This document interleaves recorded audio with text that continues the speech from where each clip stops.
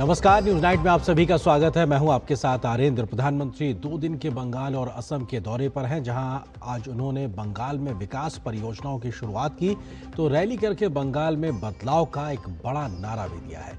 इस वक्त पीएम मोदी असम में है। क्या रहा प्रधानमंत्री मोदी के दौरे में खास, दिखाएंगे खबर विस्तार से।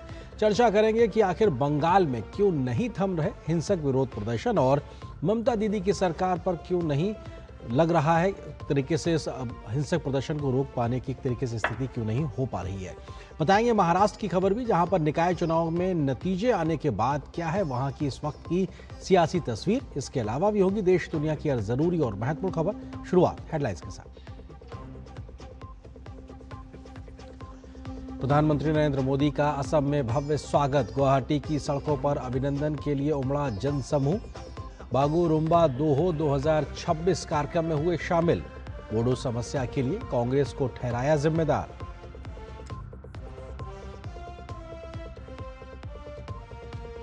प्रधानमंत्री ने पश्चिम बंगाल में भरी हुंकार। कहा राज्य में बदलाव की दरकार, चाहिए भाजपा सरकार। ममता सरकार को बताया निर्दयी और निर्मम। घुसपैठिए मुक्त बंगाल का जताया संकल्प।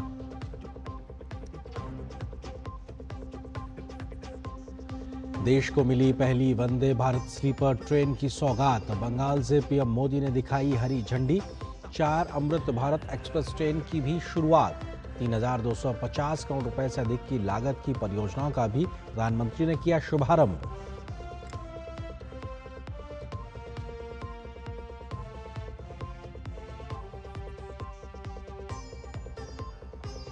नहीं थम रहा है पश्चिम बंगाल में हिंसा का दौर। ममता बनर्जी पर भड़की भाजपा। बंगाल को तोड़ने की साजिश का लगाया आरोप। टीएमसी के अल्पसंख्यकों के वोट काटने के आरोप को बीजेपी ने बताया भ्रामक।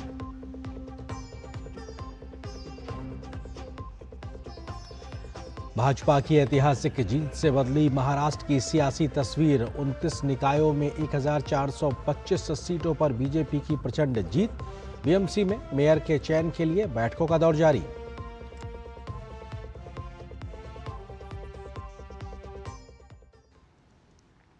प्रधानमंत्री नरेंद्र मोदी गुवाहाटी में बागुरुम्बा दोहा 2026 कार्यक्रम में शामिल हुए। रसूलजदाई स्टेडियम में हुआ ये समारोह बोडो समुदाय की समृद्ध विरासत का उत्सव है। इस अवसर पर बोडो समुदाय के 10,000 से अधिक कलाकारों ने मिलकर बागुरुम्बा नृत्य प्रस्तुत किया। पूरे राज्य से जुटे इन कलाकारों ने अपनी प्रस्तुतियों से एक अलग ही समा बांध दिया। बागुरुम्बा बोडो समुदाय के लोक नृत्यों में से एक है। ये नृत्य खिलते फूलों का प्रतीक है और मानव जीवन तथा प्राकृतिक जगत के बीच सामंजस्य को दर्शाता है। इसे शांति, उर्वरता, आनंद और सामूहिक सद्भाव का प्रतीक माना जाता है। पारंपरिक रूप से युवा बोडो महिलाएं ये नृत्य करती हैं, जिसमें पुरुष संगीतकार के रूप में संगत करते हैं। प्रधानमंत्री ने अपने संबोधन में असम में आए सकारात्मक बदलाव की चर्चा की। प्रधानमंत्री ने कहा कि पहले जहां कर्फ्यू का सन्नाटा होता था, आज वहां संगीत के स्वर गूंज रहे हैं। प्रधानमंत्री ने असम की संस्कृति को बढ़ावा देने से जुड़े डबल इंजन सरकार के प्रयासों का भी जिक्र किया। प्रधानमंत्री ने इस अवसर पर कांग्रेस पर भी कटाक्ष किया। पीएम ने कहा कि कांग्रेस असम के लोगों को अपना नहीं मानती है। कांग्रेस ने अपने सियासी फायदे के लिए असम में अस्थिरता पैदा की। कांग्रेस ने असम को हिंसा की आग में धकेला। आजादी के बाद असम के सामने भी चुनौतियां थी, लेकिन कांग्रेस ने क्या किया? कांग्रेस ने उन समस्याओं के समाधान खोजने की जगह उन पर सियासी रोटियां सेकी। जरूरत विश्वास की थी, लेकिन कांग्रेस ने विभाजन को बढ़ाया। जरूरत संवाद की थी, लेकिन कांग्रेस ने उपेक्षा की, बातचीत के रास्ते बंद किए। खासकर बोडोलैंड क्षेत्र, बोडोलैंड के लोगों की आवाज कभी ठीक से सुनी ही नहीं गई। जब जरूरत अपने लोगों के जख्म भरने की थी, जब जरूरत असम के लोगों की सेवा करने की थी, कांग्रेस तब घुसपैठियों के लिए असम के दरवाजे खोलकर उनकी आवाभगत में लगी रही। प्रधानमंत्री ने कांग्रेस पर असम में घुसपैठियों को बसाने का आरोप लगाया। प्रधानमंत्री ने कहा कि कांग्रेस को विदेशी घुसपैठियों की ही परवाह है, क्योंकि वो यहां आकर उसका कट्टर वोट बैंक बन जाते हैं। कांग्रेस असम के लोगों को अपना नहीं मानती है। कांग्रेस के लोगों को विदेशी घुसपैठिए ज्यादा पसंद है, क्योंकि वो यहां आकर कांग्रेस का कट्टर वोट बैंक बन जाते हैं। इसलिए कांग्रेस के राज में विदेशी घुसपैठिए आते रहे, असम की लाखों बीघा जमीन पर कब्जा करते रहे और कांग्रेस सरकार उनकी मदद करती रही। मुझे खुशी है कि आज हेमंता जी की सरकार असम के लोगों के हक की लाखों बीघा जमीन को घुसपैठियों से मुक्त करवा रही है। तो वहीं पश्चिम बंगाल यात्रा के पहले दिन प्रधानमंत्री नरेंद्र मोदी ने आज मालदा दौरे पर टाउन रेलवे स्टेशन पर हावड़ा और गुवाहाटी यानी कामाख्या के बीच चलने वाली भारत की पहली वंदे भारत स्लीपर ट्रेन को भी हरी झंडी दिखाई। प्रधानमंत्री ने एक समारोह में 3,250 करोड़ रुपए से अधिक की लागत वाली कई रेल और सड़क अवसंरचना की परियोजनाओं की भी आधारशिला रखी और उन्हें राष्ट्र को समर्पित किया। इसमें वर्चुअल माध्यम से 4 नई अमृत भारत एक्सप्रेस ट्रेनों को हरी झंडी भी दिखाना शामिल रहा। प्रधानमंत्री ने कहा कि आज से भारत में वंदे भारत स्लीपर ट्रेन की नई शुरुआत हो रही है। ये नई वंदे भारत स्लीपर ट्रेन यात्रा को और आरामदायक बनाएगी।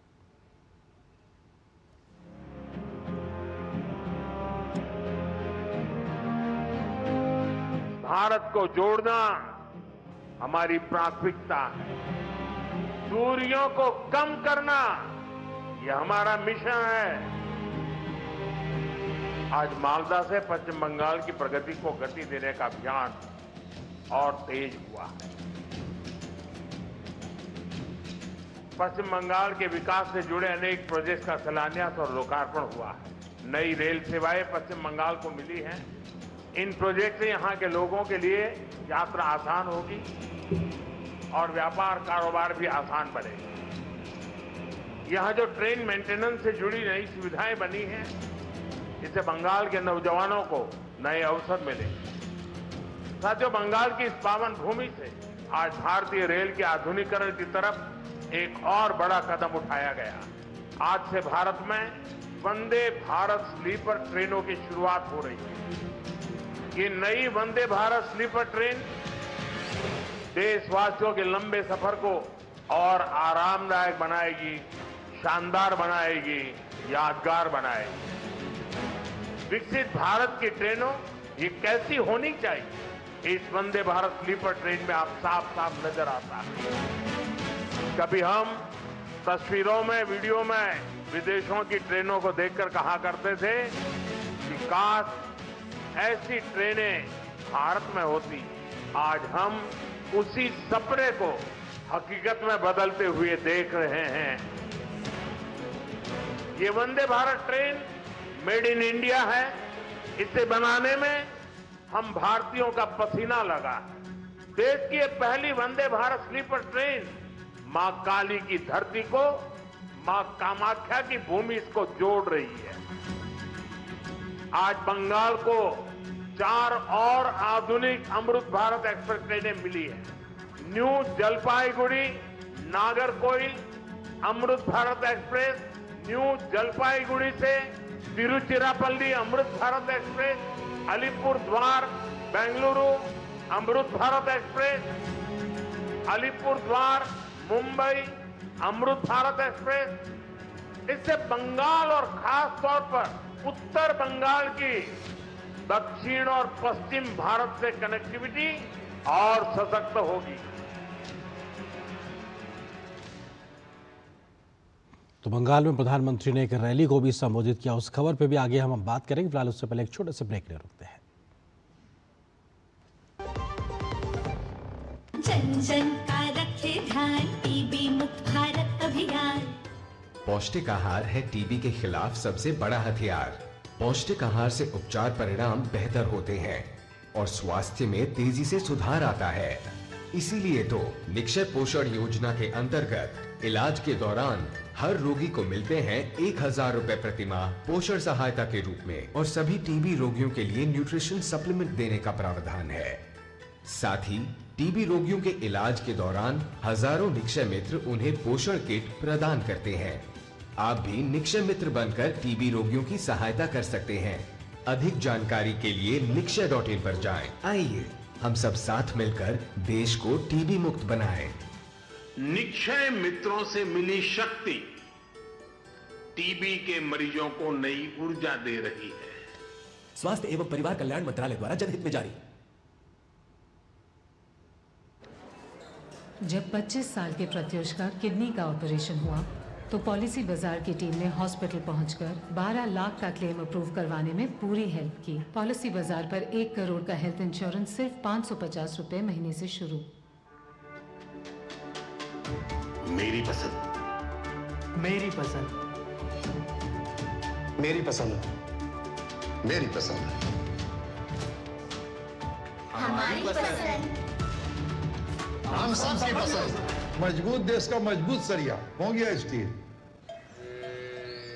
वाह, गाय तुम्हारी माता है ना? तो पशुहार के नाम पर जहर क्यों खिलाता है?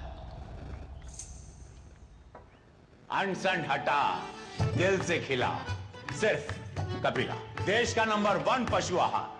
टिंग टिंग, आपके लिए एक फेस्टिवल ऑफर है। क्यूआर कोड स्कैन करो, यूपीआई पिन डालो और 10,000 रुपए आपके बैंक अकाउंट में। पिन डालूंगा तो पैसा खट से आएगा नहीं, झट से कट जाएगा।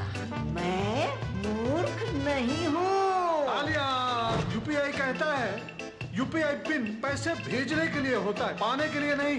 इस बात को याद रखें और कहें मैं मूर्ख नहीं।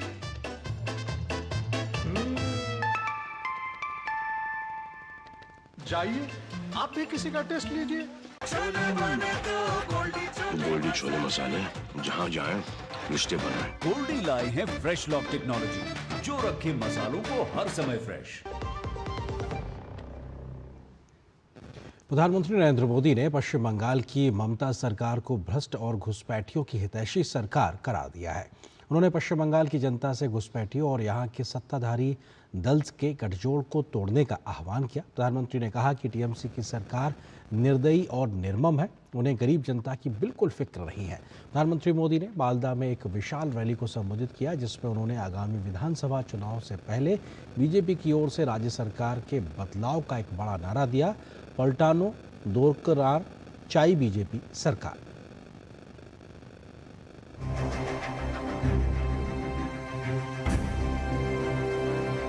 पलटानो दोरकर।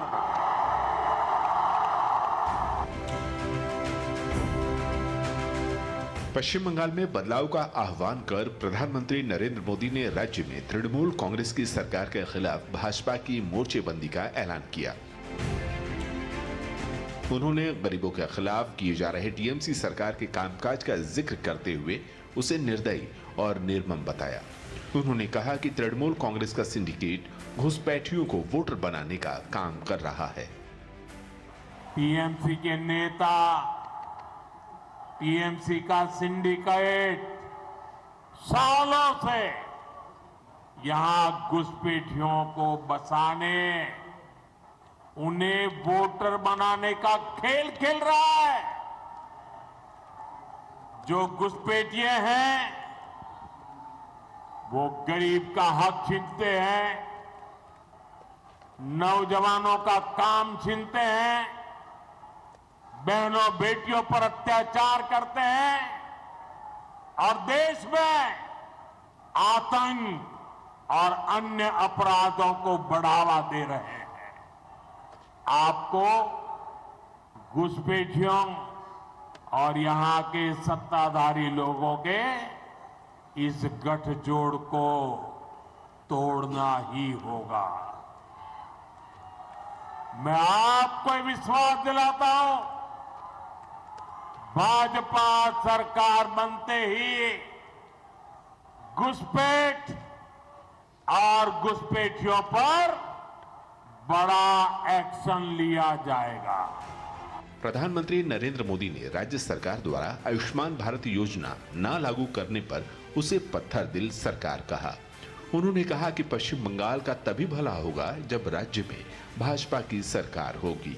बंगाल के लोगों का तभी भला होगा जब यहां रुकावट डालने वाली टीएमसी सरकार नहीं, उन्नयन वाली बीजेपी सरकार होगी। जो टीएमसी के समर्थक थे, उन लोगों ने बाढ़ जैसे संकट में भी गरीब पीड़ितों का पैसा लूट लिया। मैं आज मालदा की धरती से डंके की चोट पर कह रहा हूं, बंगाल में भाजपा की सरकार बनते ही टीएमसी के ऐसे सारे काले कारनामे बंद किए जाएंगे। प्रधानमंत्री ने कहा कि पश्चिम बंगाल में अब सुशासन की बारी है, इसलिए उन्होंने बिहार चुनाव के बाद ही कह दिया था कि बंगाल में भी विकास की गंगा बहेगी। उन्होंने टीएमसी सरकार की नीतियों पर हमला बोलते हुए कहा कि राज्य के किसान बेहाल हैं और लोगों को दुर्नीति और भ्रष्टाचार की दोहरी मार झेलनी पड़ रही है। ब्यूरो इनपुट के साथ प्रसेनजीत बख्शी की रिपोर्ट, डीडी न्यूज। और पश्चिम बंगाल में बीते कई दिनों से किसी न किसी मामले पर हिंसक विरोध प्रदर्शन देखने को मिल रहे हैं। कभी एसआईआर के मुद्दे पर और अब प्रवासी मजदूरों की सुरक्षा के नाम पर बंगाल में हिंसक विरोध प्रदर्शन हो रहे हैं। बंगाल की सड़कों पर हो रही इस अराजकता को राज्य सरकार संभालने में सक्षम नजर नहीं आ रही, तो खुद सीएम ने इस प्रकार के प्रदर्शनों के समर्थन में बयान देकर राजनीतिक तूफान खड़ा कर दिया है। जिसके बाद बीजेपी ने ममता बनर्जी को जमकर घेरा है। घुसपैठियों के समर्थन में देश की एकता और अखंडता के साथ समझौता करने का आरोप भी ममता बनर्जी पर बीजेपी ने लगाया है।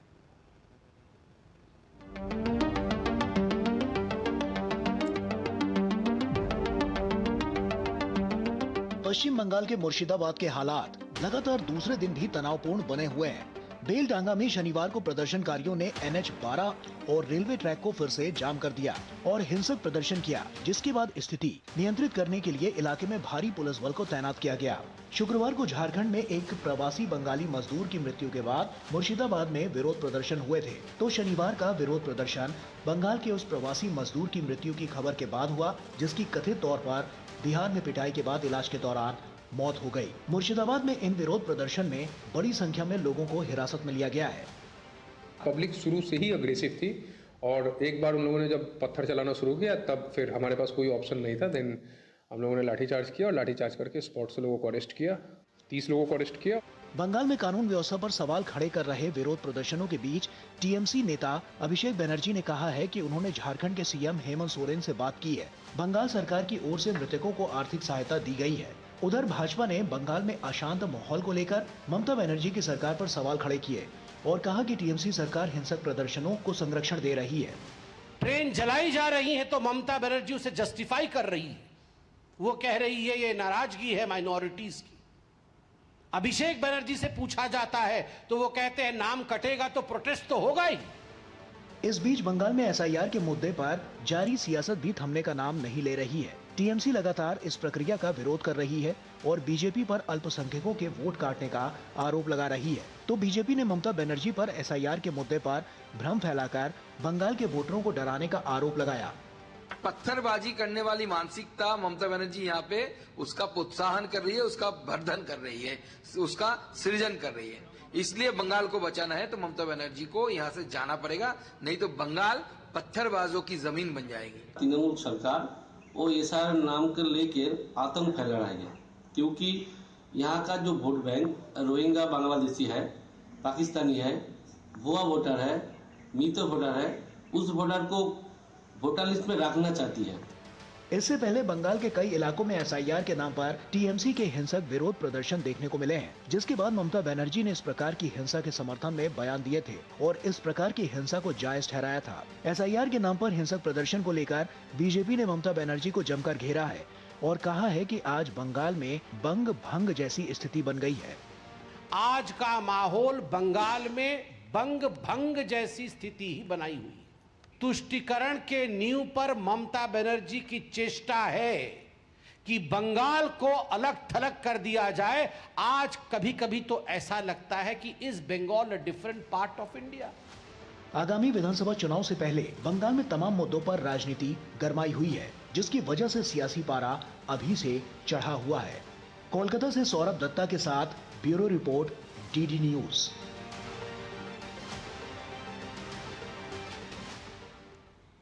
तो बंगाल के इसी सूरत हाल पे हम करेंगे चर्चा। इससे जुड़ा है आज का हमारा विशेष। बंगाल में बवाल, नहीं थम रहा हिंसा का हाल, क्योंकि हिंसक विरोध प्रदर्शन लगातार देखने को मिल रहे हैं अनेक वजहों को लेकर। इस विषय पे बात करने के लिए खास मेहमानों का पैनल मेरे साथ मौजूद है। उनका परिचय आपसे कराते हैं। ओम प्रकाश सिंह हैं, प्रवक्ता भारतीय जनता पार्टी के। अनिंद सिन्हा रॉय जी हैं, टीएमसी समर्थक हैं।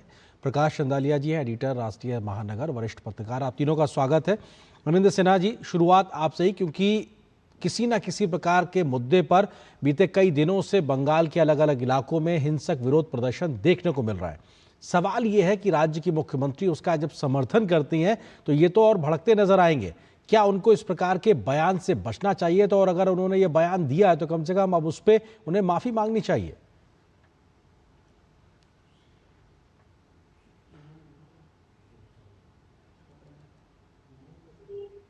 आनंद जी, संभवतः आप म्यूट पे हैं, अनम्यूट कीजिए प्लीज।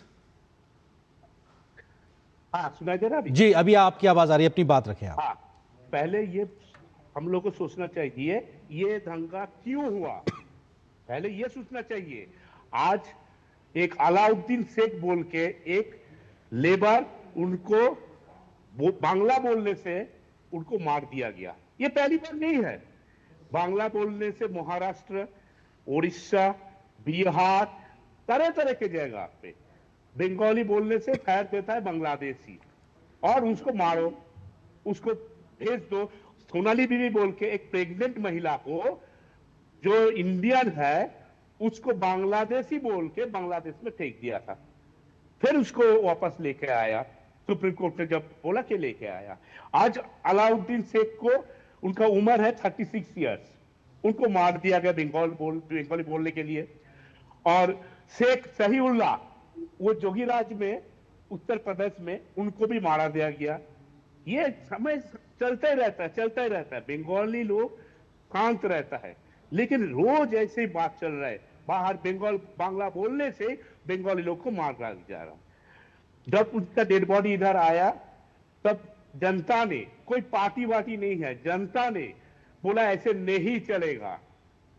ऐसी बात है। फिर नहीं, आनंद जी, आप जो बात कह रहे हैं इसमें कोई दो राय नहीं कि एक भी व्यक्ति के साथ इस प्रकार का कहीं देश में भी अगर ऐसे हुआ तो ये गलत है, ये बिल्कुल नहीं होना चाहिए। जनता का रोष समझ में आता है। बात मुख्यमंत्री के उस प्रकार की जो बीते दिनों एसआईआर के खिलाफ हिंसा हुई और अभी जो हिंसा हो रही उसके समर्थन में बयान देने को लेकर है। वो तो राज्य के मुखिया है ना, उनको तो कम से कम इस बात में आगे बढ़ के आना चाहिए ना कि साहब हिंसा ना भड़कने पाए। बात वो है, सवाल वो है। ये ज्यादातर झूठ है जी।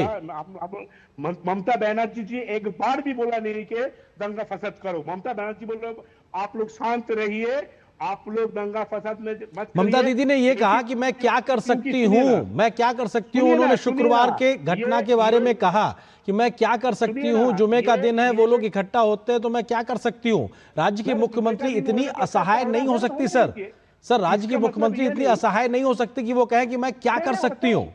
जी, मुख्यमंत्री असहाय नहीं है। बंगाल एक मुख्यमंत्री है जो बीजेपी के रुक रहा है, जो घुसपैठी बोल के जो आया। आज देखा प्रधानमंत्री जी घुसपैठी बोल के जहाँ गया, घुसपैठी कहाँ से आ रहा है? सेंट्रल गवर्नमेंट का, बीएसएफ सेंट्रल गवर्नमेंट का, और मोदी जी यहाँ घुसपैठिया बोलते जा रहे हैं। छोड़ दीजिए, ममता बनर्जी कभी बोला नहीं कि आप दंगा फसाद करो। और सर उन्होंने ये नहीं बोला कि दंगा फसाद करो, बट उन्होंने ये बोला कि मैं क्या कर सकती हूँ। सवाल ये है, ठीक है मैं आता हूं आपके पास भी, मैं आता हूं, बाकी मेहमान भी है। ओम प्रकाश सिंह जी वो ये कह रहे हैं कि साहब बीजेपी इस प्रकार की स्थितियां पैदा कर रही है जिसकी वजह से राज्य में ऐसे हालात पैदा हो रहे हैं कि अराजकता दिखाई पड़ रही है, उसके लिए आप लोग जिम्मेदार हैं, ये वो कह रहे हैं। ओम प्रकाश जी देखिए, यही तो दुर्भाग्य है कि तृणमूल के समर्थक हो या नेता, ये लोग एक ही धारा पे चल रहे हैं। इन्हें संविधान में न भरोसा है, न कानून में भरोसा है, इन्हें गुंडई में भरोसा है। अभी 2-3 दिन पहले की बात है, एक नामी अखबार, एक चैनल है कि महिला पत्रकार को भीड़ ने पीटा पुलिस के सामने। मुख्यमंत्री कहती हैं कि पत्रकारों को भीड़ में नहीं जाना चाहिए, ये मुख्यमंत्री का बयान। मुख्यमंत्री कहती है मैं चुनाव आयोग को नहीं मानती, मुख्यमंत्री कहती है मैं सुप्रीम कोर्ट को नहीं मानती, मैं हाई कोर्ट को नहीं मानती, मैं बीएसएफ को नहीं मानती। आपको कौन मानता है? ये घमंड है, ये जाते हुए सत्ता का अहंकार बोल रहा है। हमारे हिंदी में एक कहावत है, दिए की लौ जब बुझनी होती है तो सबसे ज्यादा होती है। ममता बनर्जी उसी फेज में चल रही हैं। ये इनके अहंकार का समापन होगा, क्योंकि बंगाल देख रहा है। जहां देखिए नहीं, ओम प्रकाश जी वो ये कह रहे हैं कि आप लोग लगातार घुसपैठियों की बात करते हैं, लेकिन बीएसएफ और राज्य की सीमा आपके हवाले है। कितने अभी तक आप लोगों ने पकड़े हैं घुसपैठी, कितनों को बाहर किया, ये सब जानकारी आप देते नहीं, लेकिन एक राजनीतिक आरोप लगाते, वो ये आप पे आरोप लगा रहे हैं। तो दे रहे हैं, हमें जानकारी है सर। पूरे देश में एकमात्र पश्चिम बंगाल ही है जिसकी सबसे ज्यादा सीमा बांग्लादेश से लगी है, और एकमात्र पश्चिम बंगाल है जहां ममता बनर्जी ने बीएसएफ को परमिशन नहीं दिया है कि जो कंक्रीट का बाड़ लगाया जाए। पूरे देश में, राजस्थान में लग चुका है, गुजरात में लग चुका है, पंजाब में भी लग चुका है। हमारी सरकार नहीं है, ममता बनर्जी नहीं दे रही। गृह मंत्री जी ने खुद बयान दिया है, सभी चैनलों पे है, लिखित कितनी बार पत्र दी गई है। और बॉर्डर पर बीएसएफ खड़ी होती है, लेकिन उनका आधार कार्ड कौन बना रहा है? तृणमूल। उनके वोटर कार्ड कौन बना रहा है? तृणमूल के पंचायत के नेता पकड़े गए हैं, तृणमूल के बीडीओ ऑफिस में उनके आधार कार्ड बन रहे हैं, वोटर कार्ड बन रहा है। तृणमूल तो घुसपैठियों की राजनीति करती है। और मैं एक बात बता दूं, जो मेरे भाई यहाँ बैठे हैं तृणमूल के, 2005 में इन्हीं ममता बनर्जी का बयान है लोकसभा में कि बांग्लादेशी घुसपैठियों को रोका जाए, आर्मी भेजिए, सीपीएम सबको यहाँ बसा दी है, चुनाव नहीं संभव है। ये वही ममता बनर्जी है। ठीक है, ये जो बात है, ये लगातार इस बात की चर्चा होती है कि ममता दीदी का स्टैंड 2005 से और 2025-26 में एक बदलता दिखाई पड़ा। प्रकाश चंदालिया जी, सवाल ये है कि बंगाल में एसआईआर के विरोध के नाम पर हिंसक विरोध प्रदर्शन, बंगाल में प्रवासी मजदूरों की सुरक्षा के नाम पर हिंसक विरोध प्रदर्शन कानून व्यवस्था पर सवाल खड़ा करता है, और सवाल ये भी खड़ा करता है कि क्या इस प्रकार की हिंसा को शह राज्य की सत्ता और सत्ताधारी पार्टी से मिल रही है। सवाल गंभीर ये खड़ा होता है। प्रकाश जी देखिए आर्येंद्र जी, जो बंगाल कल तक पूरे देश को अध्यात्म की, धर्म की, शिक्षा की और संस्कृति का संदेश दिया करता था, वो बंगाल अगर आज कहीं खबरों में आता है तो सिर्फ हिंसा के लिए आता है, संविधान की अवमानना के लिए आता है, केंद्रीय एजेंसियों के साथ मुठभेड़ के लिए आता है। आज सुबह जब पश्चिम बंगाल के लोग उठे तो उन्हें बड़ी खुशी इस बात की थी कि माननीय प्रधानमंत्री के नेतृत्व में पश्चिम बंगाल से भारत की पहली स्लीपर वंदे भारत को हरी झंडी दिखाई जाएगी। 1 दर्जन से ज्यादा अमृत भारत ट्रेनें दी जाएगी।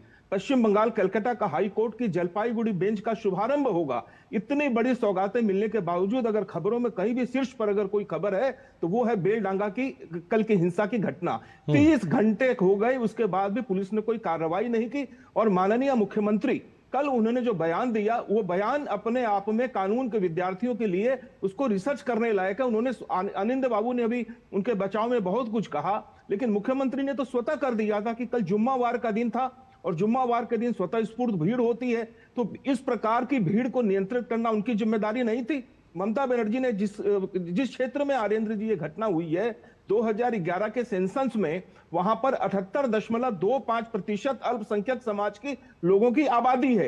एक ही समाज के लोग बेलडांगा में पूरे भर्ती हैं। और मुख्यमंत्री का बयान जो है इस प्रकार की भीड़ में आग में घी डालने का काम करता है। 1 दर्जन से अधिक मीडिया कर्मियों को पीटा गया है, हमले हुए, जिसमें एक महिला पत्रकार भी है और बाकी चैनलों के लोग भी हैं। आज पुलिस सुपर जो है वो मीडिया वालों को हिदायत दे रहे हैं कि आप लोग इस प्रकार के कोई सवाल न पूछें, लेकिन मॉब को कंट्रोल करने में उनको 30 घंटे कैसे लग गए? इस प्रकार की जो खबरें होती हैं बंगाल में चुनाव में, अभी तो मान लीजिए फिर भी 3 महीने बाकी हैं, लेकिन इन 3 महीनों में अगर अभी से इस प्रकार की चीजें होंगी तो बंगाल कब तक ये दुर्दिनों से गुजरता रहेगा। बिल्कुल बिल्कुल जी, बिल्कुल ये सवाल गंभीर खड़े होते हैं कि हालात किस दिशा में जाते दिखाई पड़ रहे हैं। जी, सवाल यही है कि टीएमसी सरकार, ममता दीदी, जो हालात पैदा हो गए वहां पे पत्रकारों के साथ में अभद्रता हो रही है, महिला पत्रकार के साथ में हुई। हमने देखा फरक्का की घटना में जहां में आपके टीएमसी के विधायक ने किस प्रकार से तोड़फोड़ और आगजनी की और उन्होंने राम रहीम के नारे की बात करते हुए, तो ये तो एक तरीके से जनता को उकसाने की कोशिश हो रही है, जिसमें समर्थन साफ तौर से मुख्यमंत्री का भी मिल रहा है। ये तो न्यायोचित नहीं है ना। आपको तो इस प्रकार की घटनाओं को रोकने की जिम्मेदारी है, ना को उसको बढ़ावा देने की। देखिए, जो घटना हुआ है पुलिस उसको रोक रहा है, ऐसी बात नहीं है। बात यह है वहां माइनॉरिटी ज्यादा है और बीजेपी लोग चाहते हैं कि उधर दांगा फसाद हो जाए।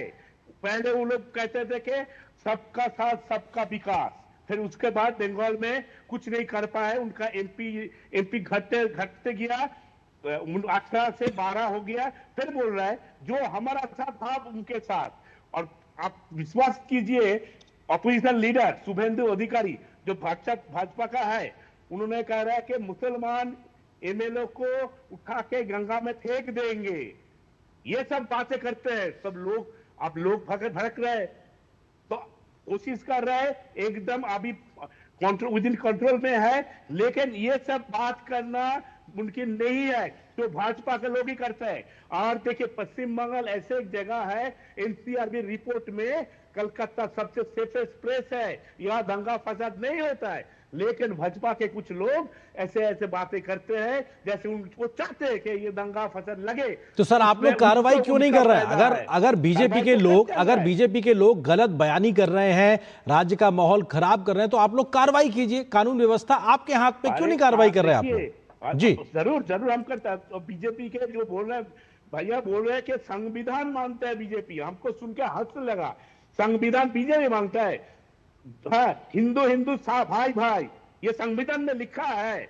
आप लोग मुसलमान एकदम लिखा है। ये सुनिए ना। ओम प्रकाश जी एक सेकंड, ओम प्रकाश जी मैं आ रहा हूं आपके पास, जी सुन लीजिए। हाँ, जल्दी से अनिंदर जी। हाँ, जल्दी बता रहा हूँ। ये देश एक हिंदू का जितना है, मुसलमान का उतना है, क्रिश्चियन का उतना है, बौद्ध का उतना है। ये सब बातें मत कीजिए कि हिंदू भाई, हम लोग सभी इसका भाई है। लेकिन सर आप भी, अनिंदर जी, लेकिन आप भी उस संविधान को कहां मान रहे हैं? फेडरल स्ट्रक्चर पे हमला करते हुए ममता दीदी केंद्रीय एजेंसियों की कार्रवाई में रोड़ा अटकाती है, सुप्रीम कोर्ट उनको नोटिस दे देती है, अब उनको जवाब देना है 2 सप्ताह में।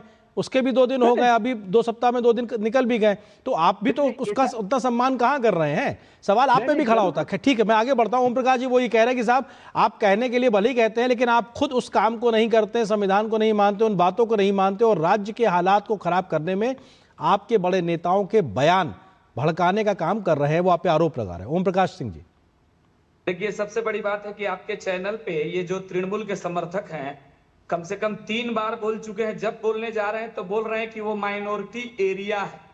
ये क्या है? हमने कहा क्या कि ये हिंदू एरिया है? इससे बड़ी सांप्रदायिकता कुछ होती है? और ये संविधान की बात करते हैं तो मुअज्जिन को भत्ता देते हो, तो फिर ब्राह्मणों को भत्ता क्यों नहीं? तब आपको नहीं याद आता है हिंदू मुस्लिम भाई भाई?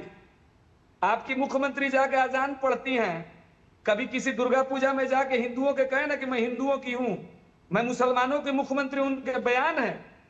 अब ये जब से बैठे हैं प्रवक्ता बार बार बोल रहे हैं माइनॉरिटी एरिया है, वो माइनॉरिटी एरिया है, माइनॉरिटी ज्यादा है, तो क्या करें? वहां आग लगा दोगे? यही तो कर रहे हो आप लोग, आग लगा दोगे। ये सब ममता बनर्जी आग से खेल रही है सत्ता के लिए। लेकिन बंगाल के लोग जागरूक हैं, इनकी विदाई तय है। बंगाल के लोग जाग चुके हैं और ममता बनर्जी के इस कुकृत्य का जवाब दिया जाएगा। संवैधानिक संस्थाओं का जितना अपमान आज बंगाल में हो रहा है, पूरे देश में कहीं नहीं होता। जो मैं दुर्भाग्यपूर्ण मैं बात कह रहा हूं, जो बांग्लादेश में हो रहा है वही पश्चिम बंगाल में हो रहा है।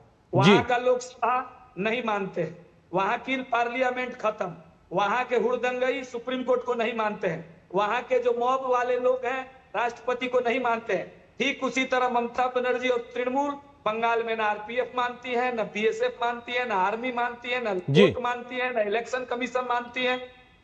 लेकिन ये ज्यादा दिन नहीं रहेगा। ठीक है प्रकाश चंदालिया जी, सवाल ये है कि ये जो ठीक है, माइनॉरिटी एरिया ठीक है ओम प्रकाश जी, ठीक है, एक सेकंड, करा लिया जी है क्या? प्रकाश जी, सवाल ये है कि जो मौजूदा सूरत हाल बंगाल के हैं, अगर सियासी तौर पे देखें तो ये जो अब सड़क पे अराजकता है, ये किस ओर जाता दिखाई पड़ रहा है? बंगाल को किधर ले जाएगी ये अराजकता?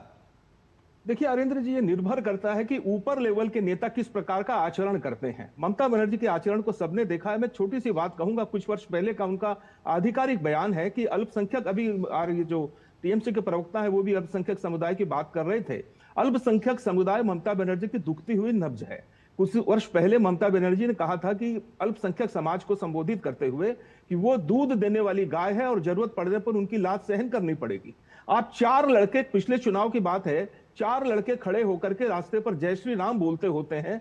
ममता बनर्जी का काफिला गुजरता है, ममता बनर्जी गाड़ी से उतरती हैं और उन पर फत्तियां कसती हैं और जय श्री राम के बारे में गंदी टिप्पणी करती हैं। इस्लाम धर्म के लोगों के मंच पर खड़े होकर के हिंदू धर्म को गंदा धर्म बतलाती हैं। तारकेश्वर धाम यहाँ का बहुत बड़ा धाम है। वहां की जो डेवलपमेंट की जो बोर्ड है, उसका जो चीफ है वो एक मुसलमान को बना देती है। इस प्रकार की बहुत सारी चीजें हैं जो ममता बनर्जी करती है। एक और ताजी बात मैं आज जोड़ना चाहूंगा अरिंद्र जी, ओम प्रकाश जी भी अधिवक्ता है, जाने माने अधिवक्ता है। आज आपने देखा होगा सामान्य शिष्टाचार कम से कम केंद्रीय व्यक्तित्व के साथ में आपको दिखाना चाहिए, यह अपेक्षित रहता है।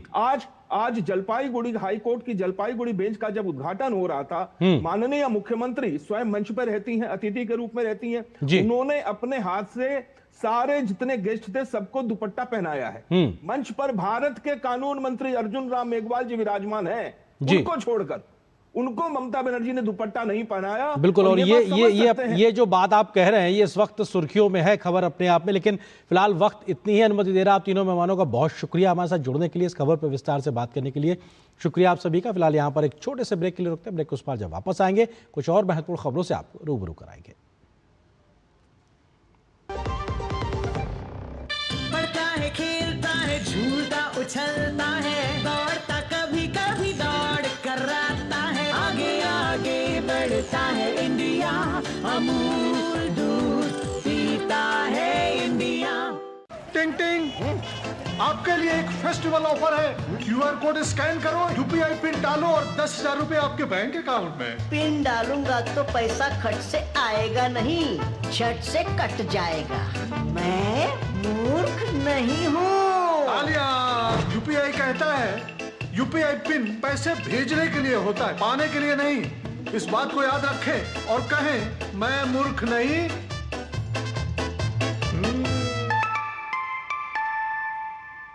जाइए, आप भी किसी का टेस्ट लीजिए। ओ हरी भैया, अरे वाह, खेतों में कौन सी फसल लगाए हो? 12 महीने कमा कर दे ऐसी फसल। क्या? मैंने नया व्यवसाय शुरू किया है। उसके लिए पैसे? इसमें किसी निवेश की जरूरत ही नहीं। अच्छा मुखिया जी। अरे मुखिया जी नमस्ते। अरे हरी, कब आ रहे हो? आप बस चलिए, मैं पहुंचता हूँ। अब मैं LIC एजेंट हूँ। LIC एजेंट बनो, अब बड़ा सोचो। हमारी वेबसाइट पर जाएं या अपनी नजदीकी LIC शाखा से संपर्क करें। जब धरती चीर कर निकलता है लोहे का पत्थर और मिलता है मोंगिया के जोश से, फिर तपता है, पिघलता है और बनता है फौलाद।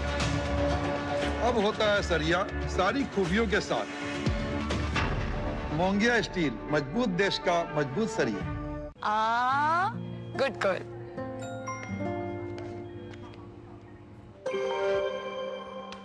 आगे सैलरी अब नए झुमके ना, पहले बचत, पहले झुमके।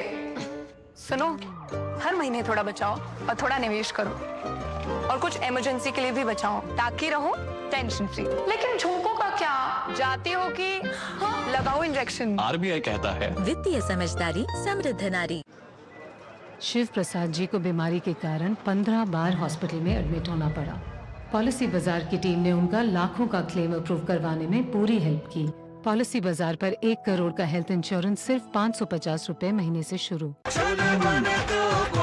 गोल्डी छोले मसाले, जहाँ जाए रिश्ते बनाए। गोल्डी लाए हैं फ्रेश लॉक टेक्नोलॉजी, जो रखे मसालों को हर समय फ्रेश। और बात महाराष्ट्र की। महाराष्ट्र में कल आए निकाय चुनाव के नतीजों के बाद महायुति को बड़ी जीत हासिल हुई है और राज्य में जो सीएम है देवेंद्र फडणवीस, उनका राजनीतिक कद और ज्यादा बढ़ गया है। बीएमसी में पहली बार बीजेपी का मेयर बनने जा रहा है, तो महाराष्ट्र की अन्य बड़ी महानगर पालिकाओं में भी बीजेपी के गठबंधन को मिली बढ़त से राज्य की सियासत और की ज्यादा स्पष्ट तस्वीर साफ तौर पर दिखाई पड़ रही है कि आखिर राज्य में किसको ज्यादा समर्थन है। पक्ष विपक्ष की ओर से राजनीतिक बयानबाजी आज जारी रही, तो जीते हुए पार्षदों के द्वारा अब तमाम नगर पालिकाओं में मेयर बनाने को लेकर बैठकों का दौर भी चालू हो गया है। महाराष्ट्र विधानसभा चुनावों में महायुति गठबंधन ने प्रचंड जीत का परचम लहरा दिया। महायुति पहली बार मुंबई की सत्ता में आई, तो वहीं दूसरी तरफ विपक्ष बिखर गया।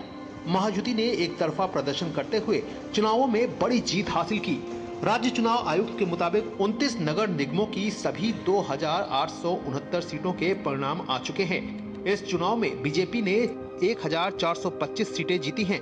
एकनाथ शिंदे की शिवसेना को 399 और अजीत पवार की नेशनलिस्ट कांग्रेस पार्टी को 167 सीटों पर जीत मिली है। इसके अलावा नागपुर, पुणे, ठाणे, नवी मुंबई, पिंपरी चिटवाड़ और नासिक में भी भाजपा गठबंधन को ही जीत मिली है। वहीं कांग्रेस 324, यूबीटी 155, शरद पवार एनसीपी गुट ने 36 और 19 सीटों पर निर्दलीय उम्मीदवारों ने जीत हासिल की। महाराष्ट्र इस बार पूरे तरीके से मोदी जी के साथ, बीजेपी के साथ, अलायंस के साथ था और कांग्रेस पार्टी हो चाहे कोई और पार्टी हो, इनको एक प्रकार से महाराष्ट्र की जनता ने बड़ी शिकस्त दी है। कहाँ है कांग्रेस पार्टी, कहाँ गई शिवसेना ठाकरे साहब की? आपने ठाकरे साहब के सिद्धांतों का सम्मान नहीं किया। 30 साल के बाद पहली बार उद्धव गुट को बीएमसी के मेयर की कुर्सी से हाथ धोना पड़ गया। बीएमसी में 227 वार्ड के नतीजों में बीजेपी ने 89, शिवसेना ने 29, कांग्रेस ने 24, शिवसेना यूबीटी ने 65 और एमएनएस ने 6 सीटें जीती हैं। एआईएमआईएम को 8, एनसीपी को 3, समाजवादी पार्टी को 2 और एनसीपी को सिर्फ 1 सीट मिली है। देश की सबसे अमीर महानगर पालिका बीएमसी में मेयर बनाने के लिए 114 सीटों का जादुई आंकड़ा महायुति के पास पहले से ही मौजूद है। ये तो तय है कि बीएमसी में अगला मेयर महायुति से ही होगा। हार से बौखलाए विपक्ष ने महायुति गठबंधन पर बेबुनियाद आरोप लगाए। पूरी जोर से, ताकत से, पैसों के बल से भारतीय जनता पार्टी और एकनाथ शिंदे ने ये चुनाव लड़ा।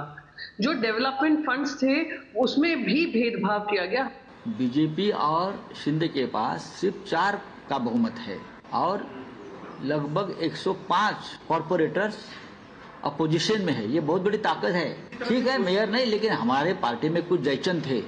उन्होंने 2019 में बीजेपी के साथ चुनाव लड़के जिस तरीके से शिवसेना प्रमुख बाला साहब ठाकरे के हिंदुत्व की विचारधारा से गद्दारी की और जाके कांग्रेस और शरद पवार से हाथ मिलाए, यह जयचंदी प्रवृत्ति। जो विकास और सुरक्षा 2 मुद्दे पे हम लोग जो लड़े थे ना, उसके ऊपर हम जरूर काम करेंगे और मुंबई का विश्वास और उसको मजबूत करेंगे ताकि आने वाले अगले चुनाव में हम 100 प्लस जा सकेंगे। वहीं कांग्रेस ने भाजपा पर घटक दलों को खत्म करने का इल्जाम लगाया। महाराष्ट्र निकाय चुनाव में असदुद्दीन ओवैसी की पार्टी के एआईएमआईएम के 125 पार्षदों ने जीत हासिल की। जो घटक दल हैं जो उनके साथ थे, उनका अस्तित्व खत्म हो गया, उनका अस्तित्व मिट गया। मैं शुक्रिया अदा करना चाहूंगा महाराष्ट्र के हमारे प्रेसिडेंट इम्तियाज जलील साहब का, एमआईएम पार्टी के तमाम मेंबर्स का। महाराष्ट्र चुनाव में भाजपा की बड़ी जीत के बाद मुख्यमंत्री देवेंद्र फडणवीस का राजनीतिक कद भी बढ़ गया है। ये जीत महाराष्ट्र की राजनीतिक और सियासी जमीन पर भाजपा के उदय और बदलती तस्वीर को भी दिखाती है। Bureau report, DD news. और यहाँ पर एक और छोटे से ब्रेक के लिए रुकते हैं।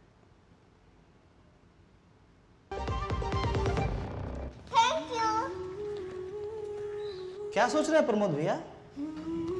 कमाई बढ़ जाए, बच्चे को स्कूल भेजना है। अरे तो काम काहे नहीं बढ़ रहा है? उसके लिए चाहिए होती पूंजी। अरे पीएम स्वनिधि योजना के अंतर्गत हम जैसे रेडी पटरी वाले को सरकार बिना किसी गारंटी के बहुत आसानी से 15,000 का लोन देती है। कैसे? पीएम स्वनिधि योजना में खुद को रजिस्टर करना बहुत आसान है। हाँ, इसके लिए आपको नगर निगम के ऑफिस में जाना पड़ेगा और नहीं तो पीएम स्वनिधि योजना की वेबसाइट पर जाकर के खुद को रजिस्टर कर लीजिए। देखिए, एक बार अगर आपने लोन चुका दिया तो दूसरी बार 25,000 का और तीसरी बार पूरे 50,000 का लोन मिल सकता है। पीएम स्वनिधि योजना, उत्थान, सम्मान और स्वाभिमान। मेरी पसंद, मेरी पसंद, मेरी पसंद, मेरी पसंद, हमारी पसंद, हम सबकी पसंद। मजबूत देश का मजबूत सरिया होंगे स्टील।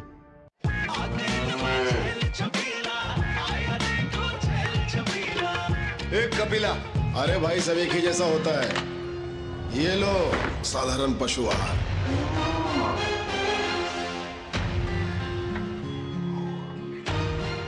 इस देश की हर माँ, बच्चे, बूढ़े, जवान, खिलाड़ी, डॉक्टर, इंजीनियर, सबको गाय भैंस की दूध की शक्ति पर भरोसा है। पर जब इन पशुओं को कपिला पशु आहार मिलेगा, तभी तो दूध सिर्फ ज्यादा ही नहीं, शक्ति से भरपूर भी होगा। और ये सच जानते हुए चंद पैसों के लिए तुम देश का भरोसा तोड़ दो। माफ कीजिए। कपिला पशु आहार, देश का नंबर 1 पशु आहार।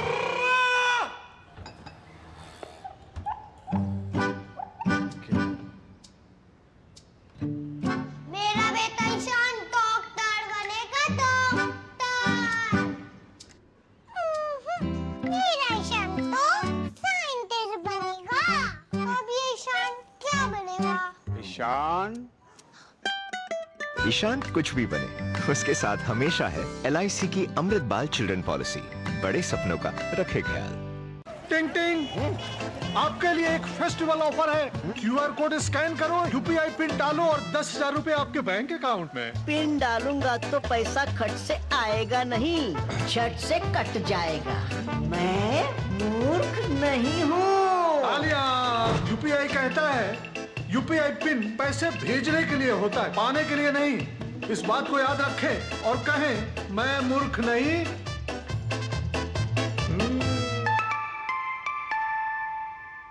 जाइए, आप भी किसी का टेस्ट लीजिए। गोल्डी छोले मसाले, जहाँ जाएं रिश्ते बनाएं। गोल्डी लाए हैं फ्रेश लॉक टेक्नोलॉजी, जो रखे मसालों को हर समय फ्रेश। और बात कर्नाटक की। बीते दिनों प्रदर्शन के दौरान कांग्रेस कार्यकर्ता की मौत के बाद कर्नाटक की राज्य सरकार के रवैये पे सवाल खड़े हो रहे हैं। इस मुद्दे पर कांग्रेस के ही एक विधायक सवालों के घेरे में है, जिसके ऊपर संभावित कार्रवाई से राज्य की सिद्धरमैया सरकार बच रही है। और इसी बात को लेकर बीजेपी ने इसको मुद्दा बना दिया है और राज्यव्यापी प्रदर्शन किया है। बीजेपी के तमाम बड़े नेताओं ने गृह मंत्री से तुरंत कार्रवाई की मांग की है। भाजपा ने कर्नाटक में बिगड़ती कानून व्यवस्था को बड़ा मुद्दा बनाते हुए कांग्रेस की सिद्धारमैया सरकार के खिलाफ मोर्चा खोल दिया है। कांग्रेस कार्यकर्ता की मौत के 16 दिन बाद भी विधायक नारा भरत रेड्डी की गिरफ्तारी नहीं होने से आक्रोश बढ़ गया है। मामले पर प्रशासन के ढुलमुल रवैये के खिलाफ भाजपा ने बेल्लारी में भारी विरोध प्रदर्शन किया। भाजपा का आरोप है कि अंगरक्षकों की गिरफ्तारी कर विधायक को बचाने की कोशिश की जा रही है। भाजपा ने इस मामले में कांग्रेस विधायक नारा भरत रेड्डी की गिरफ्तारी और मामले की जांच CBI को सौंपने की मांग की है। The law and order situation in Karnataka has completely collapsed under Siddaramaia's rule, under Congress government. Whether it's Ballari issue or Shidlughatta issue, wherein officers has been targeted by the Congress workers, Congress leaders.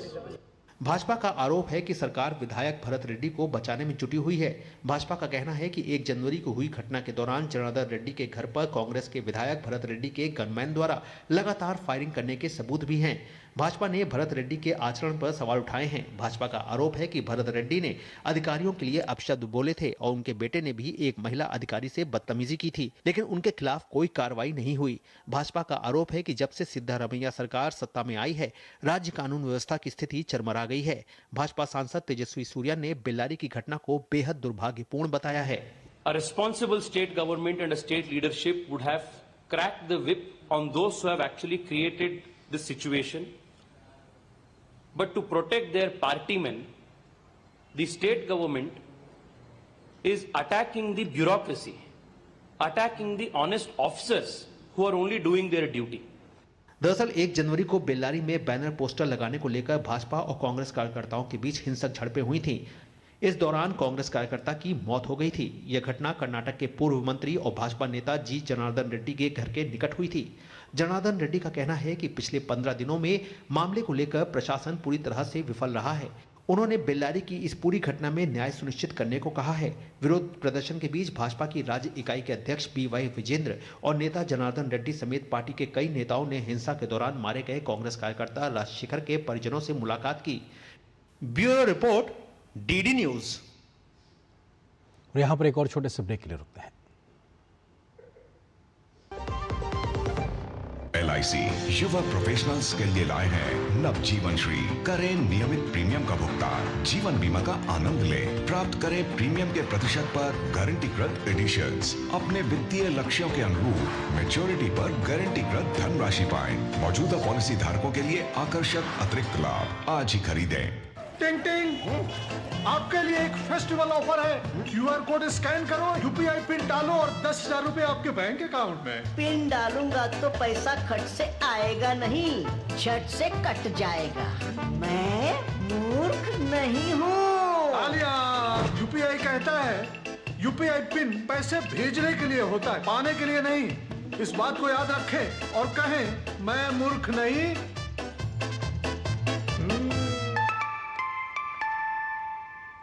जाइए, आप भी किसी का test लीजिए। विभाग अनेक, complaint box 1। किसी भी सरकारी दफ्तर, विभाग या बैंक से जुड़ी शिकायत के लिए pgportal.gov.in पर जाएं, रजिस्टर करें, संबंधित विभाग चुनें, शिकायत दर्ज करें और ट्रैकिंग ID नोट करें। SMS या ईमेल पर एक्नॉलेजमेंट पाएं और शिकायत का जवाब सीधे मंत्रालय से प्राप्त करें। अब तक 1 करोड़ 12 लाख से अधिक भारतीयों ने भरोसा जताया। CP ग्राम्स, आपकी हर शिकायत का हल। अभी शिकायत दर्ज करें pgportal.gov.in। जब विकास जी के लिवर का ऑपरेशन हुआ तो पॉलिसी बाजार की टीम ने हॉस्पिटल पहुंचकर 50 लाख रुपए का क्लेम अप्रूव करवाने में पूरी हेल्प की। पॉलिसी बाजार पर 1 करोड़ का हेल्थ इंश्योरेंस सिर्फ 550 रुपए महीने से शुरू। अरे आराम से आओ। अच्छा सुनो, लड़की हुई ना तो नाम हम रखेंगे। अरे चलो तुम देख के चलाओ ना, क्या कर रहे हो तुम? अरे हम क्या करें, 7वें महीने में तुमको दीदी के यहाँ छोड़ आएंगे, डिलीवरी वहीं होगी। बेटा, पहला बच्चा घर ही में होता तो? अम्मा, पक्की सड़क तो है नहीं यहाँ, एम्बुलेंस वाला कैसे आएगी बताओ? हमारे समय भी सड़क नहीं थी, बच्चे घर पर होते थे। आज भी पक्की सड़क नहीं है, पता नहीं कब बनेगी सड़क। कल सुबह चलना है दीदी के घर। अब तो मुझे कहीं नहीं जाना। अब क्या बात हो गई? अरे सड़क बन गई है, गांव से सीधा अस्पताल। अच्छा, सड़क ये दोस्त है, आराम से। सड़क ये दोस्त है मेरी।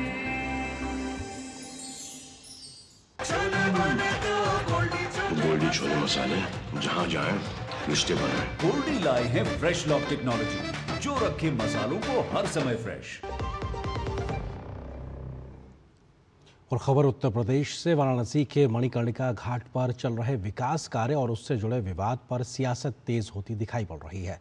उत्तर प्रदेश के मुख्यमंत्री CM योगी आदित्यनाथ ने प्रेस कॉन्फ्रेंस कर मणिकर्णिका घाट पर तोड़फोड़ के वायरल वीडियो को लेकर कांग्रेस और सपा पर निशाना साधा है। CM योगी ने कहा है कि AI जनरेटेड वीडियो के जरिए सनातन की धार्मिक भावनाओं के साथ खिलवाड़ किया जा रहा है। गुमराह करने का प्रयास हो रहा है, सनातन धर्मावलंबियों की धार्मिक भावनाओं के साथ खिलवाड़ हो रहा है। इनके द्वारा AI जनरेटेड वीडियो बना करके मंदिर को तोड़ने का दुष्प्रचार फैलाया जा रहा है, जबकि हर व्यक्ति जानता है कि मणिकर्णिका में जो मंदिर है वे वहां पर वैसे मौजूद हैं, वे सभी इस प्रोजेक्ट के संरक्षण के पार्ट बनेंगे। इसी खबर के साथ न्यूज नाइट के आज के इस अंक में बस इतना ही। नमस्कार।